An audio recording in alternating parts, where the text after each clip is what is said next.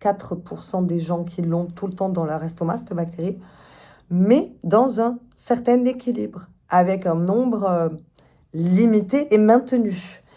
Et lorsqu'il y a tous ces facteurs insuline-like, growth factors, qui sont déséquilibrés, hein, il y a une perturbation des familles et des équilibres des familles des bactéries. Et Helicobacter pylori, s'il se développe de trop, il vient lui-même manger la paroi de l'estomac et provoquer un ulcère. Alors que s'il est en bonne quantité, il nous aide à digérer. Voilà, donc l'importance de l'équilibre, une fois de plus, hein, ici, qui se retrouve. Donc, comme je l'ai dit, s'il y a un déséquilibre, une dysbiose, il y a maladie avec des micro-organismes qui viennent provoquer une infection ici.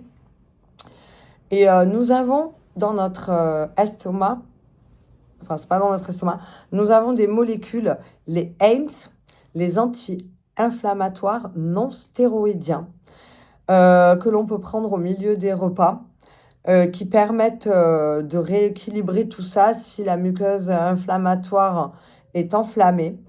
Donc, afin d'éviter ou de permettre de diminuer les ulcères, hein.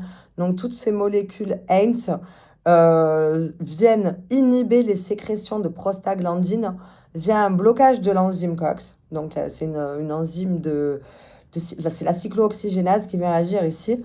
Et les fameuses molécules AINES diminuent le flux sanguin gastrique, ce qui permet de ralentir le rythme et de moins propager l'acidité.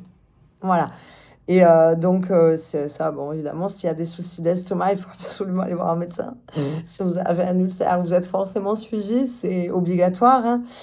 Et donc, ce pH gastrique peut être rééquilibré grâce à ces fameuses molécules, mais qu'il ne faut surtout pas prendre en automédicamentation, parce que si vous inhibez trop vos sécrétions de prostaglandine, eh ben, vous ne pouvez plus digérer la nourriture, et lorsqu'elle arrive dans les intestins, eh ben, vous ne pouvez plus prendre les molécules qui vous permettent de pomper l'énergie nécessaire à la vie.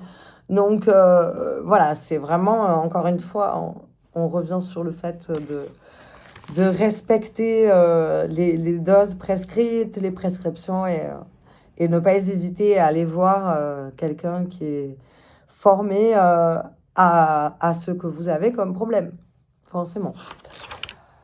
Pour la suite, les sécrétions gastriques.